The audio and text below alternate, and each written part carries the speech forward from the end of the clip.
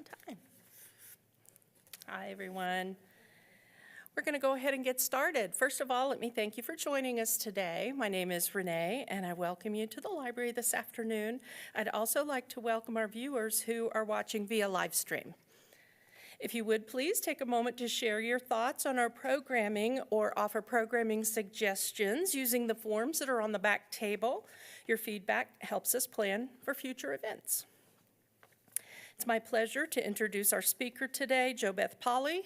JoBeth is a certified grief recovery specialist. She speaks not only from her education and training, but also from a personal experience. Today's focus will be on helping us prepare for the upcoming holidays. Thank you for being here, JoBeth. Take mine.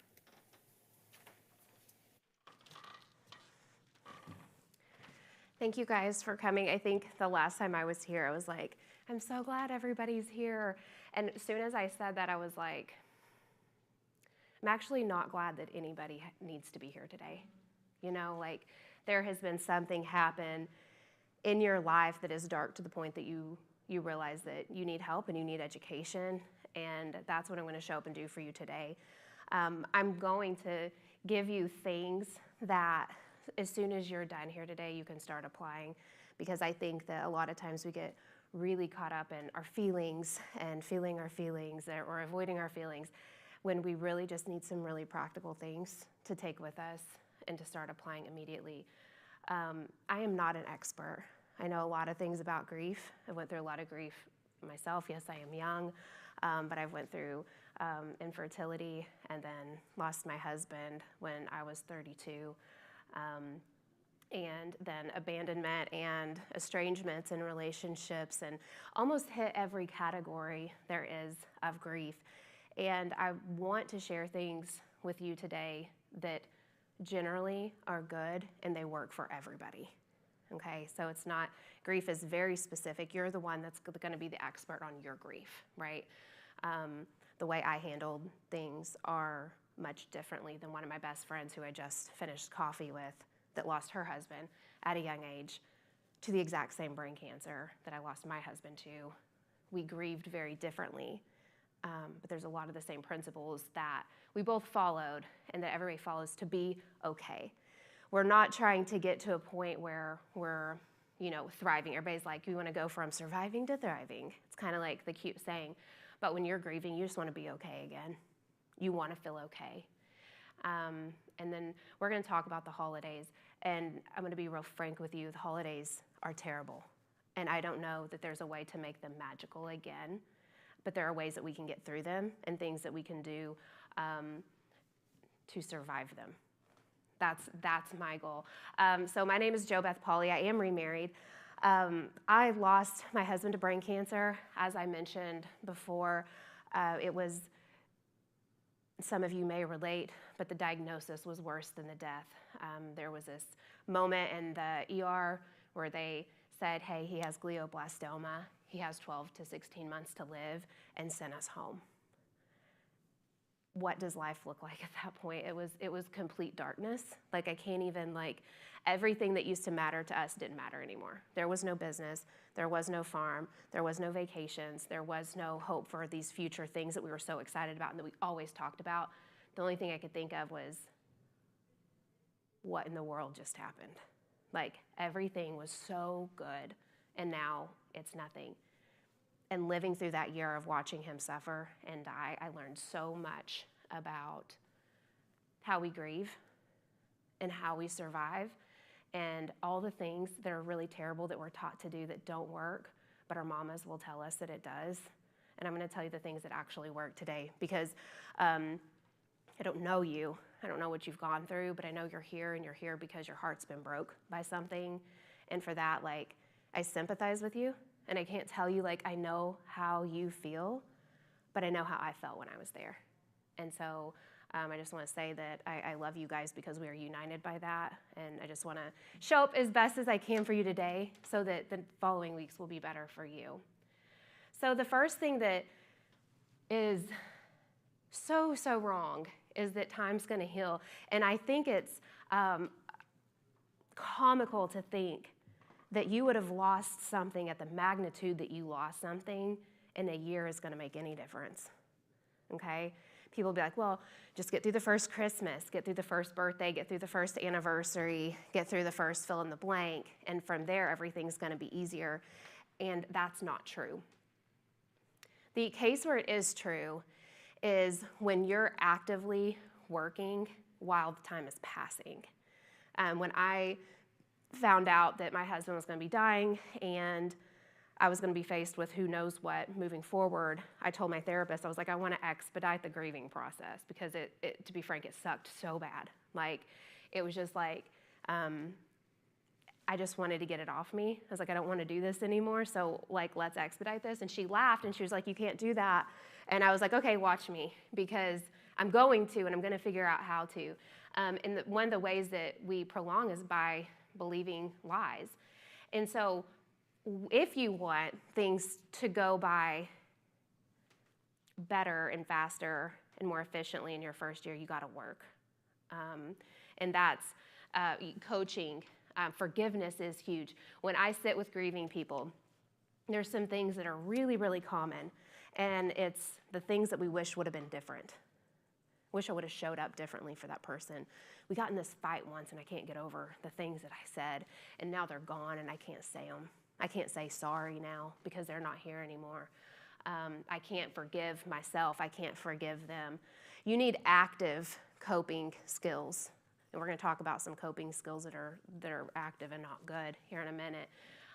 But if you're not doing these things, it is very, very common for me to sit with people who are 5 years out from the loss, and they will tell me it feels like it was yesterday.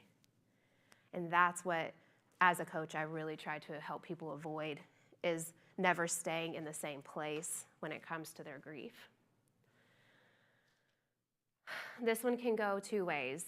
Being strong for others. I was widowed with young children, so I got told that a lot, right? Be strong for your kids. You got to be strong for your kids. Like, you know, they're watching you. You got to be strong for them. And what I found was that there has to be a balance of that. You don't want to look like a basket case in front of your kids all the time. Like, you don't want to absolutely finish ruining their childhood after they've lost somebody, you know?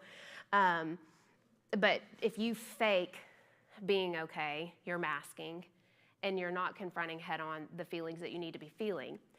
I think, and I don't know how many of y'all are from this area of the world, but we're kind of a suck it up and move on. Kind of a, you know, just like stuff those emotions, like show up to work 3-4 days later, like get back in the saddle, you know? That doesn't work with grief. It's kicking the can down the road. We can either deal with the things that we need to deal with right now, or we can wait and deal with them later, but they're not going anywhere. So if you want to try to be strong, what you're basically doing is like, oh, I'm strong, I got this, I can keep doing everything, while at the same time, this grief inside you, it's just hanging out. It's just hanging out, waiting for you to give up on these things that you're trying to be. Vulnerability is something that, quite honestly, a lot of people in your life won't be able to handle, if we're being truthful. We want to be open and honest about our feelings, but a lot of times we share those and they're not heard. Then you start hearing these things, they'll get better in a year. Like, they dismiss and give you a solution. And as you guys know, because you've sit in this deep grief, you know that it doesn't feel like it's going to get better. It just feels like it's here. It's a part of me. It's always going to be a part of me. And so you want to share that vulnerability, but you don't have the space. And I'll talk more about it at the end, but that's something that's really important in the work that I do, is sitting with people who have shared grief, not always similar grief, but grief, because I always joke, like, you could lose your goldfish and be experiencing grief as the same level as I am over my husband. Like, it doesn't have to make sense to me and you for us all to have this connection of feeling deep grief together. And sitting with those people and being able to share your vulnerabilities and them look at you and be like, me too. Like, I have felt that.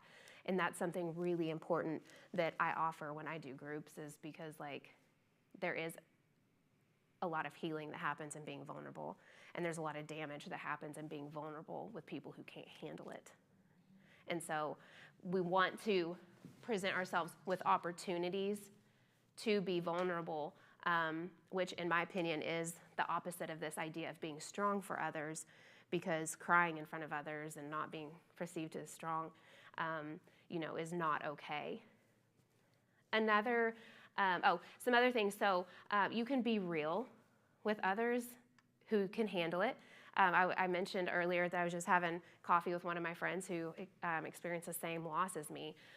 There's nothing that I'm going to say that probably she hasn't already felt.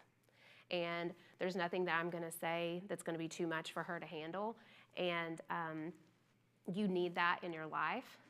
And I think something that motivated me from the beginning was being an example of what was possible to others. So if I was looking for somebody to look up to who had had a similar experience as me, would I like what I was doing?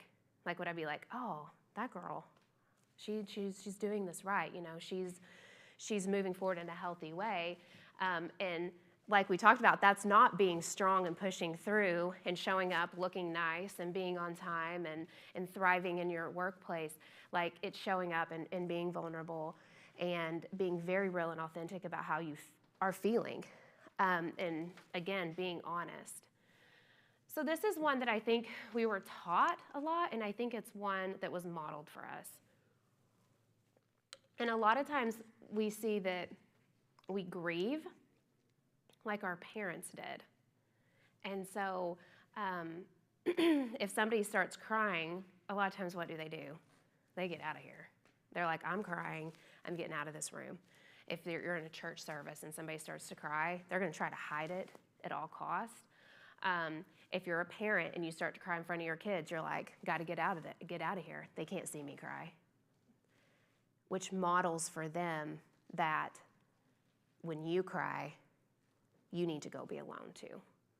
And I wonder for any of us in here that do grieve alone, that go off to yourself to cry, was that modeled for you?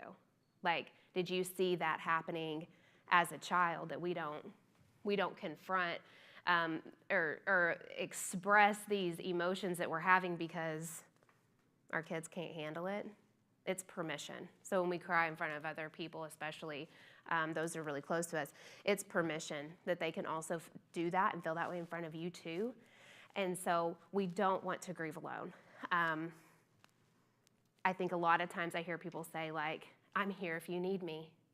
And you're like, are you going to reach out to that person and be like, hey, I need you. I need you to come sit with me. I need you to come eat lunch with me. 90% of the time, no, right? You need them, but you're not reaching out. And so what happens is you're more isolated in this experience that you're having, and the support of the people that you actually needed, you've shut out because you don't have what it takes to reach out to them. So it also, and I see this all the time, is it distorting your perspective on things, because then all of a sudden you start thinking whatever you want to think. You make up your own reality. Nobody knows grief like I do. Nobody's experienced this the way I have. I've had people come up to me and be like, you don't know what it's like to grieve because you've never lost a child. And I'm like, we can't do that, but when you grieve alone, you start making up these truths that you can't understand what I've been through. You can't understand what I've been through. Nobody needs to understand what you've been through. That's not the point. The point is that you're surrounded by people that love you and can help you. And when you say things like, nobody knows what it's like to grieve this loss or that loss, somebody to be like, that's not true. Maybe to call you out and be like, you're not alone, actually. You feel really alone because you're locking yourself up in your house every night and not answering your phone. But the truth is like, you're experiencing grief at 100%, just like anybody else that has experienced loss. When you isolate, you miss that opportunity to connect with other people. And again, just other things that, like, man, your thoughts just run rapid when you're alone. A lot of people blame somebody else's death on themselves. They think that it was somehow their fault that this happened. And then, again, you don't have these people to bounce these thoughts off of. Like, you know, if I was sitting with my friend and she was like, I feel like it's my fault he died, I would be like, well, that's not true. You know, we would go back and forth on that. And when you isolate, you don't have somebody that's there to speak truth to you. So you just get to speak to yourself. And I'll be quite honest, when you're grieving, yourself is not the best person to talk to. You're not stable. You're not in a good place. You know, 5-10 years from now, you know, you might be in a great place to be able to do that. This is one that, don't feel bad, is something people say to try to make you feel better, okay? Like, I have the example of my husband because that's my experience. But, you know, don't feel bad. He's in a better place. Don't feel bad. You did everything you could. Don't feel bad. He loved you very much. Like, don't feel bad. And it's like, and I think you guys can relate. I'm going to feel bad, okay? I'm not saying I'm blaming myself for anything that happened. But again, to think that I lost something of the magnitude of what I lost, and then to think I'm not going to feel bad, that's stupid. Like, you think I'm just going to be, oh, yeah, that's right. I was a wonderful wife. Thank you. I don't think I'll ever cry again. You know, it's like, that is not how it works. You should feel bad. I'm giving you permission to feel bad right now. Because, A, that's how we heal, is by embracing the fact that you feel bad, that it feels bad.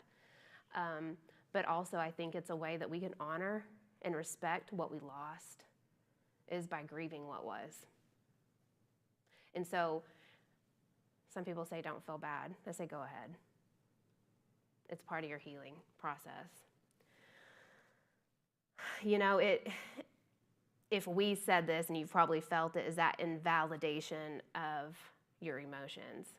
You're like sitting here sobbing and feeling so bad, and somebody's like, oh, don't feel bad. And you're like, makes you think bad things about that person, you know? You start having like bad words and bad thoughts come into your head when people immediately don't, or they invalidate what you're feeling. Because you're like, I thought we were close. I thought you were somebody I could talk to. And now you're telling me to not feel bad about this catastrophic loss. And so it's a very negative thing that happens. It can create shame. Maybe I shouldn't feel so bad, you know? I have women who are 5 years down the road from being widowed, and their family's honestly quite tired of them being so sad all the time. They're like, you got to move on. You got to get over it. But what that person really needs is somebody to listen and validate. And so I'll tell you this, like, you're not, maybe you are, the one who is the supporter of somebody who's in deep grief. So I'm going to tell you, if you're here because you've lost somebody, most likely there's somebody in your life who also lost that person and that is grieving. Okay, it's probably did not just affect you. This is how you sit with them. You listen and keep your mouth shut and listen. We always try to imagine the thought of a big heart with ears. You're not a brain with ears. We're not looking for you to solve anything. You're just listening and loving and validating. I would say, gosh, of course you feel bad. Of course you've lost your desire to live. It makes total sense to me. Of course you don't want to get out of bed in the morning. I hear you. I hear that. Telling them, like, man, like I said to you in the beginning, I don't know what you're going through. I have not experienced exactly what you've experienced probably, but I know what it was like for me. And I can sit here with you while I remember those feelings and sit here and love and support you. As grievers, we don't need to be fixed. Okay, we're not looking for a solution for somebody to fix us. That's why I showed up and told you that you're the expert on your grief. You just need the right tools, and you need somebody to listen to you and lovingly validate everything that you're feeling. Because there's nothing that you're feeling that is probably wrong. We'll talk in a minute about some things that you can be doing that are wrong, but whatever you're feeling is what you feel. Like there's nothing wrong with it. So just, I put in here grief is love in a different form, and you're loving someone in a really different way right now. That's just what it is. You were in a pattern of loving in one way, and now it's changed, and that hurts, and that's really, really hard. This is one of the things that probably one of my biggest pet peeves, one of the things that just really irritates me. I think that we are here for a reason, okay? And I don't know if that reason is to brighten somebody else's life. I don't know if it's to be an example. I don't know what it is, what your purpose and what your reason for being here is. But a lot of people have grief happen. They know they need help. They know that, they can't do it alone, or maybe they don't want to do it alone. And they wait till they're ready. And I'll tell you, do you know when you're going to feel ready to face like some of the darkest things in your life? And you're just going to be like, gosh, I'm so ready. Like, I'm so ready to like start like facing my demons, or whatever it is.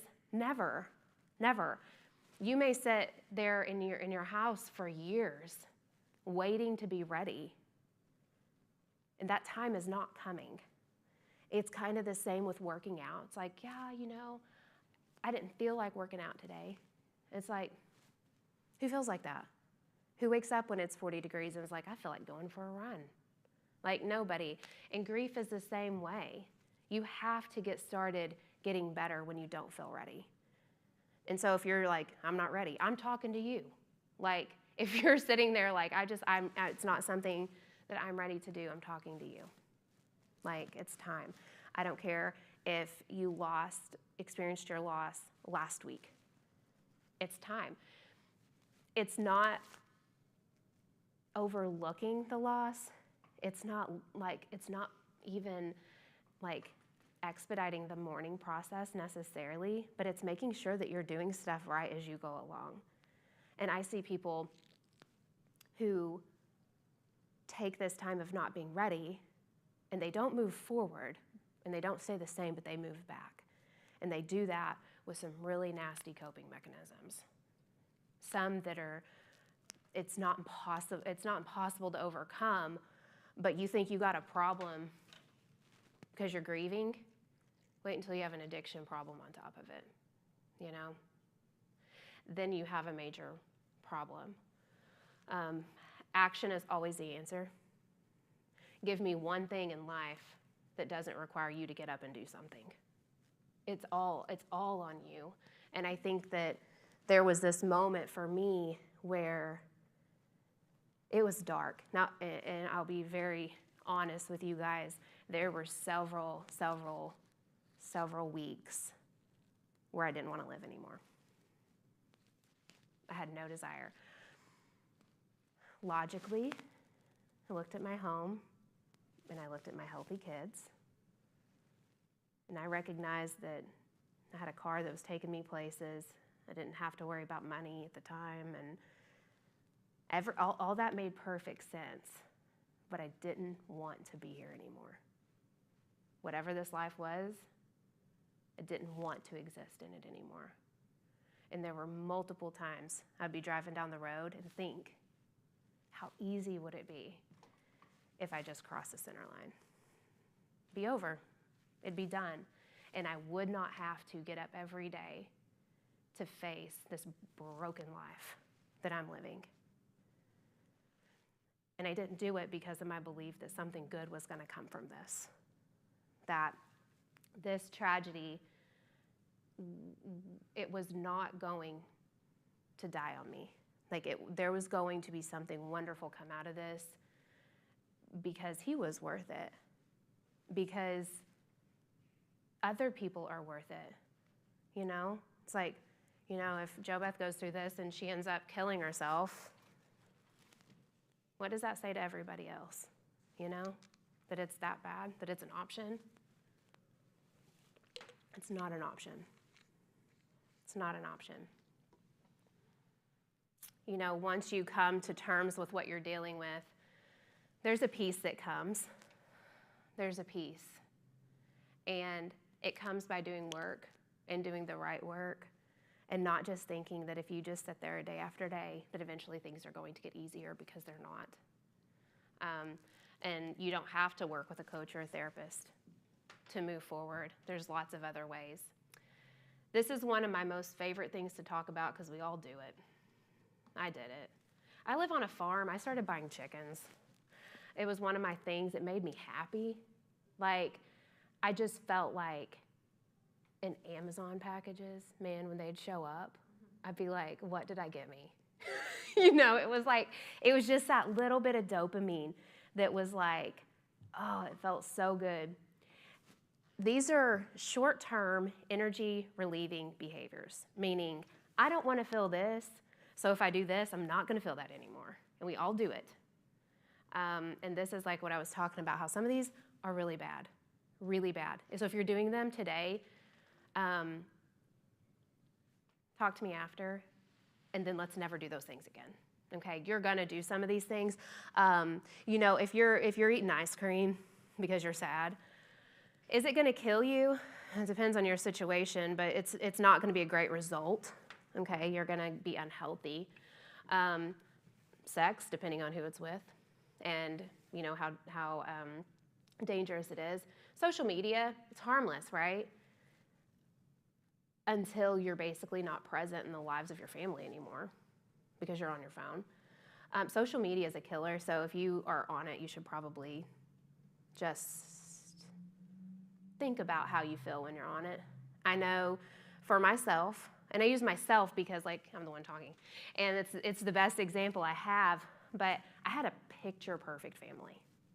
I had a 6'4", good-looking husband, 2 of the cutest kids you've ever seen. And then all of a sudden, we weren't a complete family anymore. But we had so many friends that were in the same situations we were. Cute husband, cute wife, cute kids. Like, everybody's just like thriving and doing their thing. When I get on Facebook now, it's a highlight of how broken my family is. Family pictures don't look the same. In fact, family pictures haven't happened again.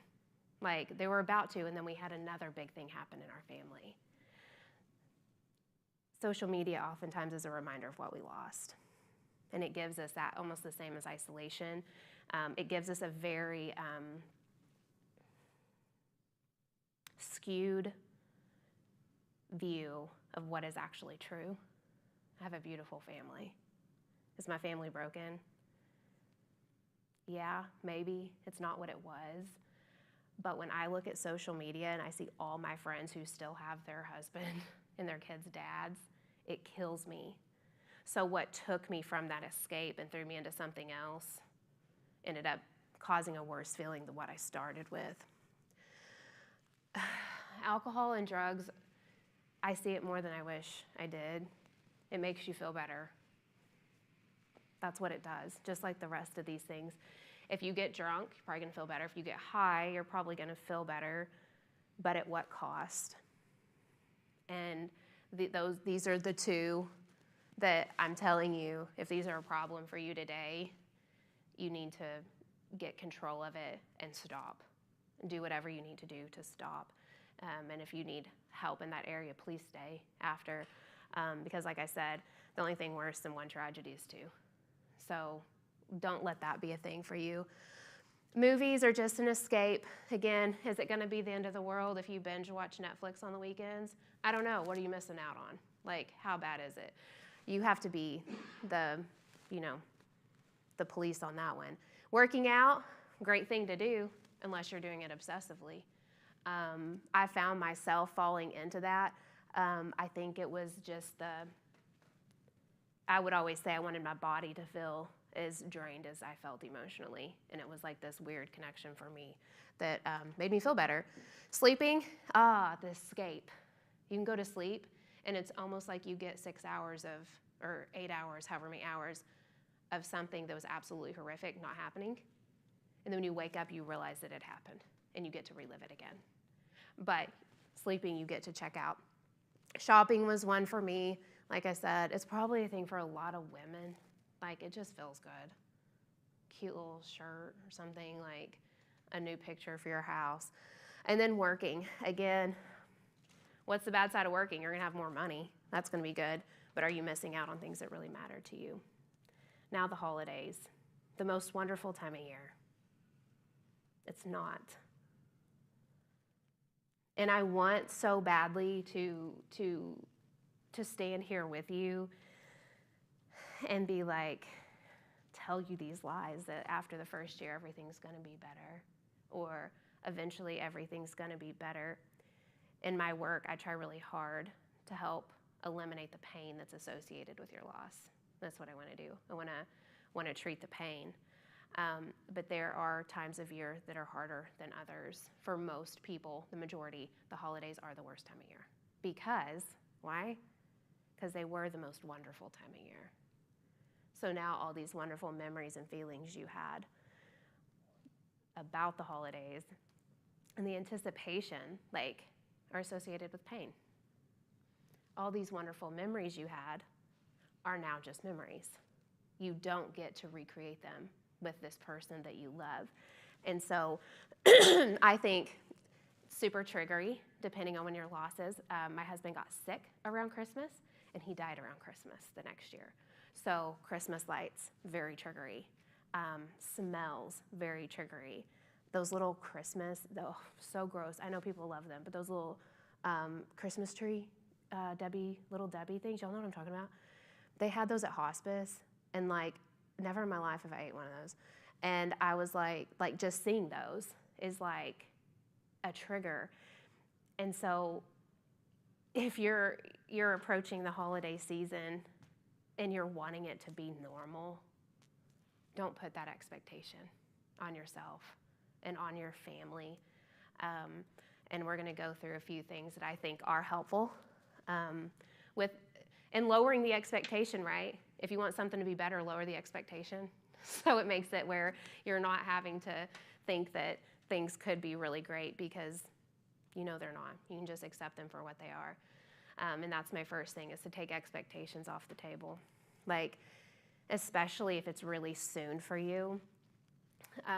My first Christmas, I was like, it's gonna be fun. The kids aren't gonna even like miss a beat. I think we went to 7 different Christmases. And my mom, it was also basketball season, and I had 2 kids playing, plus the 7 Christmases and a job. She was like, well, I'm just glad you're staying busy. And I was like, I'm about to jump off a cliff. That's what is about to happen, because I have no time to process these really awful feelings that I'm feeling right now.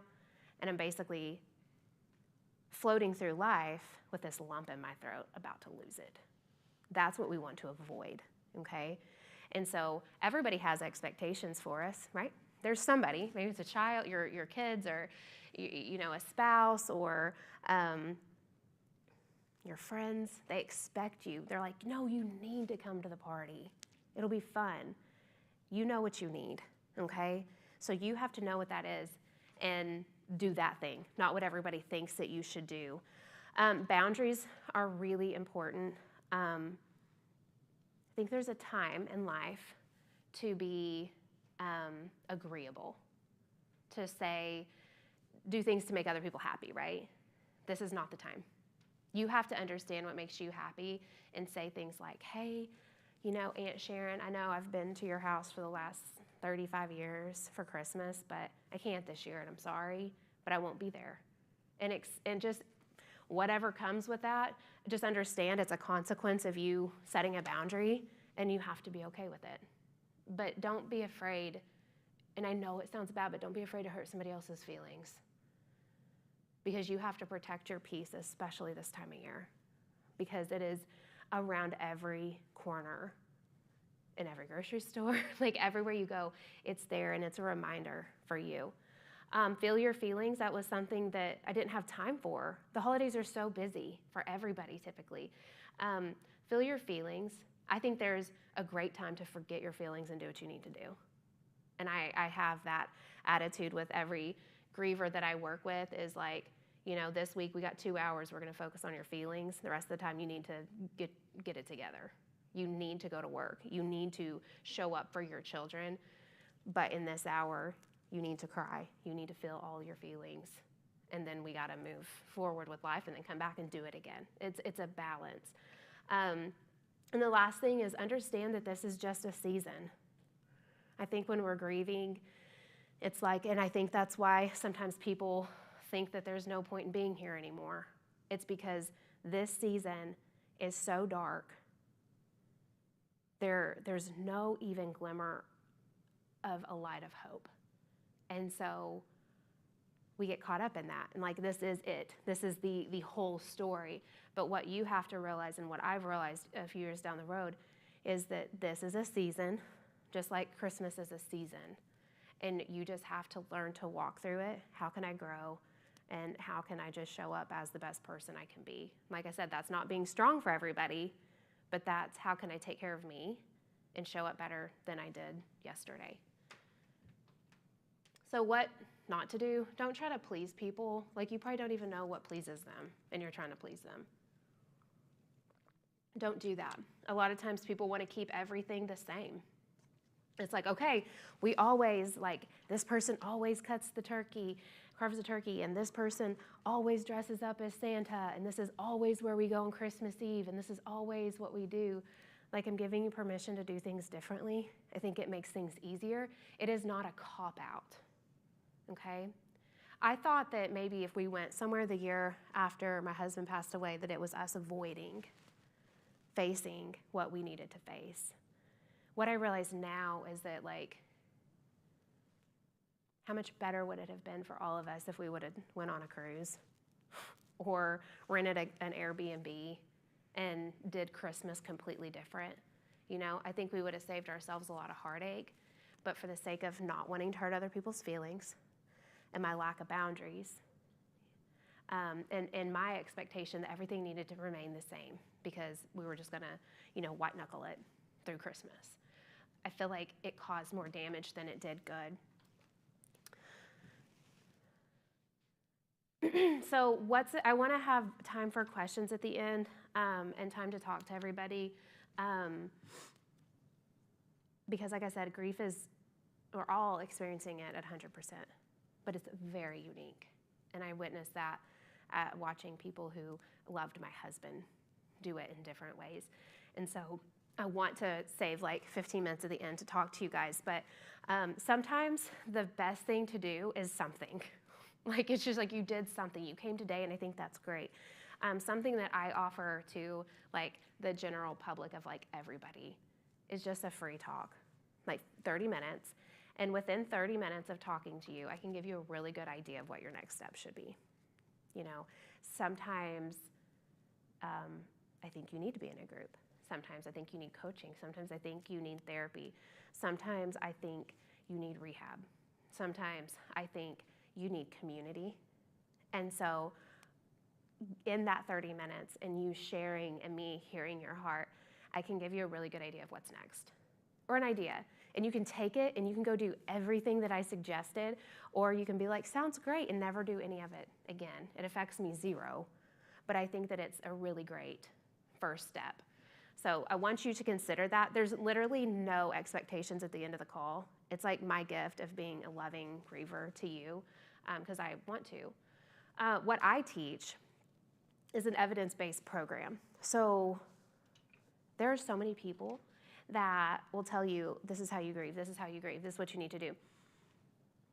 I teach an evidence-based program, okay? That means that they took this program to a big university and they put participants through it, and they wanted to know at the end of the 8 weeks, do you feel better?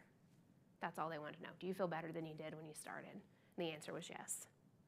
There are strategic steps that we can take that are going to make us feel better. And that's what we want. Like I mentioned at the beginning, it's not like from suffering to thriving. Like, we're not trying to take on the world. We just want to feel okay again. And that's what this program does. And it's very strategic. Everything about it is strategic. Okay, so I want to talk to you guys. I actually meant to bring paper and pencil so people could like anonymously ask, because it's like the thought of sharing is really hard and really scary for people. But I shared. I went first. So it would be wonderful if you have a question. A lot of times other people in the room have the same question. So if you guys have any questions, I would love to hear them. I'll give you a second to think.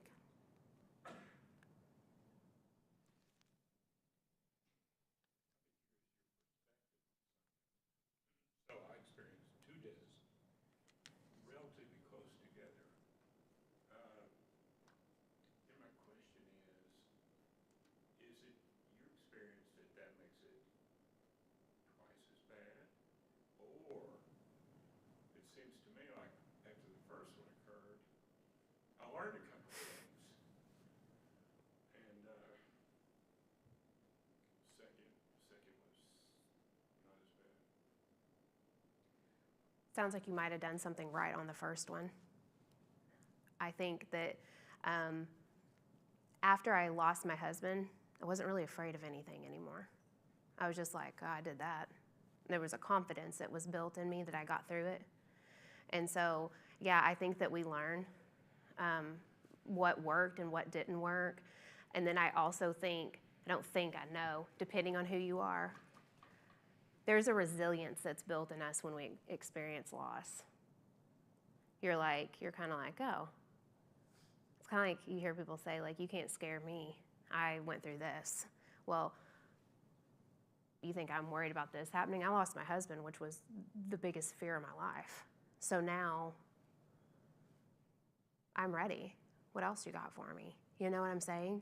You build this resilience and this toughness. And that's something I talk about a lot, is like, we want to feel our feelings. I never want to be like, don't feel your feelings, stuff them, don't be real. But there is a time to feel your feelings, and then there's a time to realize just like how tough you are, and that you've been through hard things and you can go through more hard things. And I think that's probably one thing that has greatly contributed to it. Your heart probably broke equally, I would imagine. But you're like, okay, I've done this before. And that was the thing about my first loss that was so scary, was I had never done it before. I never experienced loss like this. What the heck am I going to do? How do I handle this? And just like you and everybody else in here, we've seen people handle it wrong.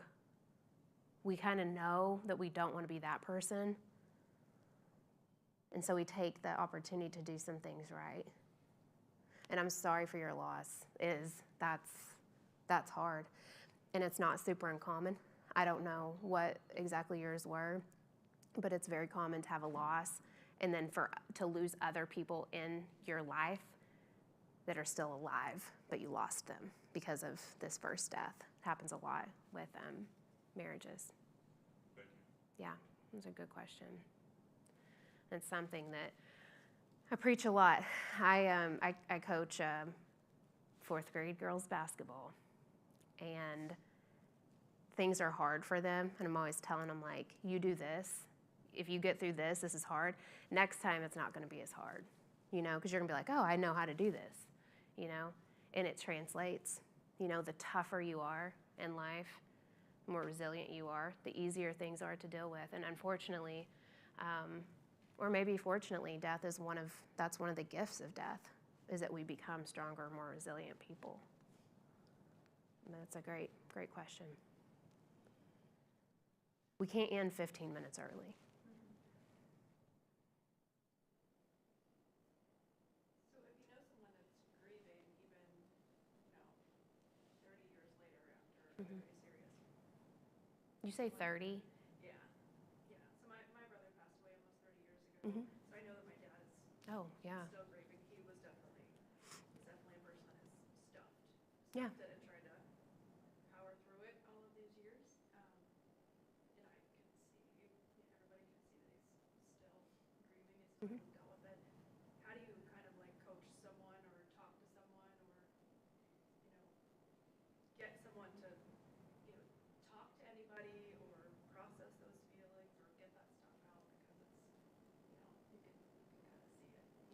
Well, this is a scary thing, and not what you asked, but grief manifests in our bodies. And so the fact that it's been 30 years and he's not sick is, I mean, you didn't say he was sick, so I'm guessing maybe he's not, hopefully. No, he's had terrible coping mechanisms over the years. But it will manifest. And I think that was one of my biggest things was like, whoa, my kids could lose their dad and then lose me too because I don't know what I'm doing. Will he talk to you? Yeah, he will. As he's getting older, it's getting a little easier to like bring things up a little bit more. Probably 20 years ago, 10 years ago, there's no way you could. And he's probably never been to counseling or therapy or anything. Right. So, very typical. Like I mentioned, listening, asking the right questions. If you can get feeling words out, super hard for some people. And letting them express the way they felt or are feeling and listening to them is the best thing you can do. Because when somebody shares, like we talked about, and somebody's really harsh or critical or ugly or accusatory of what they said, probably not going to share again. And so if you can be that loving, listening person, like that's what you can do. And then at some point, because if they start talking or you see them struggling, like you need to go to therapy. Like, what? Yeah, that motivates nobody. Like you need help, like that's especially coming from family. It's going to be hard. But asking, just imagining yourself as that big heart with ears, and just I don't know what your religious beliefs are, but I would be praying to just be exactly what He needs for you from you in that moment, and just feel it with Him if He will go there. But also, there's people that just will not, and it's not going to happen, and there's nothing you can do about it. Be an example. Talk about your own experiences. And that's not like at Thanksgiving and you're like, Dad, like, therapy was so good for me. I just learned so much. And, just randomly leave a grief book on his table. It's not that. It's just, sharing things like, man, like, I thought of, whatever his name is the other day and just felt good to think about him and not have so much pain. And I feel good that I don't feel the amount of pain that I used to. How do you feel? Sharing like that with him, leveling, being vulnerable. When in the work that I do, I always share first. That's how it goes. If I ask you to do something, I'm going to tell you first. Because modeling vulnerability is really important. It makes, like, with you and your dad, like, it gives him permission, and you may even have to invite that because he may be being strong for others. And say that's probably the biggest thing he's doing. So that's what I would do. Live by example, listen. Don't ever try to fix him. Don't even suggest what you think he should do. Because, the dads are the leader, the alpha. They make the rules. They're the ones calling the shots. Well, who are you? Now you're telling me what to do. I feel like that's kind of a dad thing. So that would be my advice. Just keep showing up and loving him well.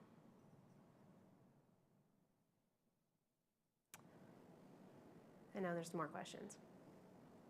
Just going to patiently wait. Yeah.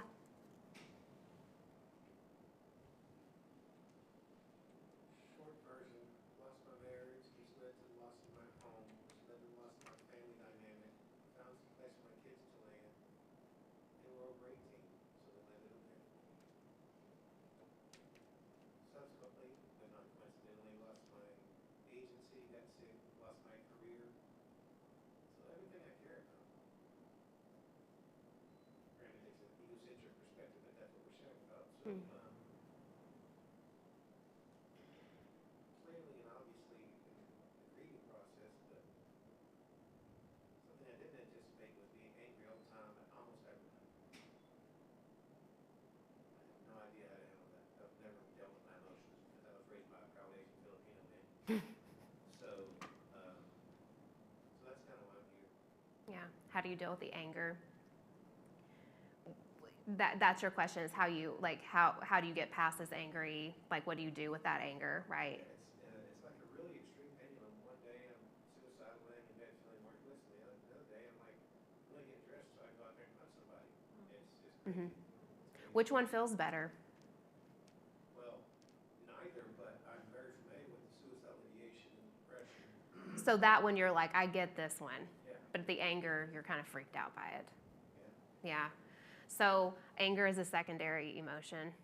You know, it's not, there's an emotion that comes before that, and I'd be interested in you figuring out what that is. So how do you figure it out? There's something called the feelings wheel, and I almost always bring it with me, and I didn't today. But it's this wheel. We keep it in our house. Like, my daughter handed it to me the other day because I was being undesirable. And she was like, tell me how you're feeling. And I wanted to choke her. I was like, not now with the feelings wheel. But that's what I do to her. So the feelings wheel has like these major feelings on the inside. So there's anger and sadness and happy, the good ones too, because we do have good emotions. And then from there, it kind of V's out. And there's all these other, you know, do you feel like you got gypped? Do you feel resentful? Do you feel that? And once you start to figure out what is at the core, then you can start to work around it. You're in a really tough position. Like, that's a lot of loss. In the work I do, we do a loss history graph where we write down every single loss that we've had. And it sounds like you've had a lot of them in a pretty short period of time. What was the time frame on that? What is today?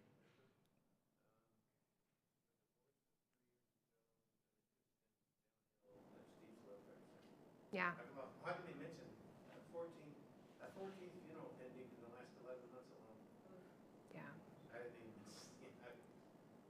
Yeah, so that's what I'm not sure if all those deaths of my friends and family are where the anger's coming from. Because I mean, it makes sense for me to feel grieving with all my own personal stuff. But then I'm just like, because you mentioned praying earlier. I'm even angry at God, and I'm like, Oh, yeah. I wasn't much boy. I was going to go to seminary, and I'm like, I'm not talking to anybody about it. I just want to pick a fight with somebody and lose it Yeah. badly. So The thing is like, I know all those things are like new to you, and you're like freaked out by it. It's like, I do not, and you're not happy with it, right? Like, it's like, I don't want to feel this way. And so what you have to do, and you can do this, I would gladly sit with you for 30 minutes and do this. We got to figure out how to dig yourself out of the hole. Like, you have to figure it out. And I think that you have everything you need to figure it out, okay? You can't change anything that happened, right? But you have 100% control moving forward. And so we have to decide, figure out what's going to be the wins. How are we going to find some wins? How are we going to get some little wins? I'm going to tell you something that's going to be like, you're crazy. And I am, so I'm not like denying that. But that's a lot in comparison to, like, I would say what I dealt with, because that was just one big one for me at the beginning. But I needed to remind myself every day how tough I was, because I knew that this experience could absolutely chew me up and spit me out. Just like what you went through, this 3-year series of awful things that have happened to you. It could be the end of you, right? That's what you've considered, is like, maybe this isn't worth it. And I understand that from my perspective. You have to figure out how to dig yourself out. So here's what I did, because I was having those same thoughts, like, I don't want it to be over. Like I want there to be a different ending to this story. I got up every morning, and the first thing I did was took an ice bath. And I did that because I wanted to remind myself how strong I was. Because I knew this. I was like, there's probably not any other widows that are getting in an ice bath this morning, where their kids are still asleep and a pile of things to do today. But I needed that reminder first thing. And then I went to the weight room. And I showed myself how strong I was. And I think that would be really beneficial to anybody in this room that's needing a win. Like, what are the things you can do? Maybe you can't go slam weights. Maybe you can't get in an ice bath. But there is something all of us can do when we leave here today to prove to yourself just how bad of a mamma jamma you are. Like, I mean, and that's, I mean, I I would psych myself up. I would listen to this thing called Motivation Daily. If you haven't listened to it, do. It's like some coach like screaming at you, like, you think you're gonna quit? You think this life's too hard for you? And it's like this stuff that's like yelling at you, and you're just like, no, I'm tough. Like, I can overcome absolutely anything. That's the mindset I have now. Because I went through something hard and I overcame it. It's kind of like what we talked about over here, is once you've experienced hard and you live through it and you learn from it, you're not the same person anymore. And you get the opportunity to say, this is me, this is just who I am, life has just happened to me and I just don't know what to do with it. Or you can say, you know what, there are some things I know how to do. These are things I know that are gonna make me feel better. And you start to build yourself back every day. Build your confidence back. It wasn't too long after my husband passed away that I was fortunate enough to take over his construction company when he passed. Knew nothing about it, but had the opportunity to continue it, so I did. I walked into a board meeting with a bunch of dudes, and I was like, my confidence was like this. But I'd taken my ice bath that morning. I was, trying to, and one of the guys later told me, he was like, you walked in with a don't F with me attitude. And I was like, yes, I did. And that's what we have to do sometimes, Was I confident in that moment? I was scared to death. I'm like, please, for the love, do not ask me a question about anything. Like, ask my address, like how the kids are. Like, ask me something. Don't ask me about construction, And I made it through. But you got to do something to build your confidence back. And I would, like I said, I would love to. Is my phone number on this page? No, it's on the beginning. I would love to do that with any of you guys, because this is my opinion. I think you're worth it. I do. I don't think there's anything in this life that's big enough to take us down unless we let it. And I will always be a cheerleader and a support for you guys. I had that. My therapist that I worked with, she was a therapist and a coach, lost her husband in her 30s. And she told me I'd be okay again someday. That's all she would say. You're going to be okay someday. You're going to feel joy again someday. And I looked at her like she had 15 eyes. I was just like, you're crazy. I mean, how can you be okay after something like this happens? Like, I don't know how I can be okay. But I saw her face the first time I felt joy after he died. And it was bizarre. I was like, what is that feeling? Because I hadn't felt it in a couple years at that point. But I believe in you guys. I don't know what you're going through. I don't have to know. But I know you have what it takes because you showed up here today, which means you're ready to do something. So I just want to make you a plan, man. Like let's do it. Like, let's do something that's going to just absolutely expedite whatever success you're needing to see. Because I believe in it, 100%. Thank you for sharing. Anybody else? Call me if you want to. I'm going to hang out here for about 15 minutes. They like it when you fill those things out in the back to say if you if it was beneficial or not. It helps them to know what to do more or less of. I don't have my business cards, so there's my number. You can text me. I do coaching one-on-one. I do groups from time to time. But the most thing that I want you guys to do is take advantage of that 30-minute call. It's free, just for you guys. So, okay, you guys were wonderful. Thank you for coming. Did anybody have trouble finding parking? Yes. What the heck? I know, man. I was in here. You were here earlier, but I was like,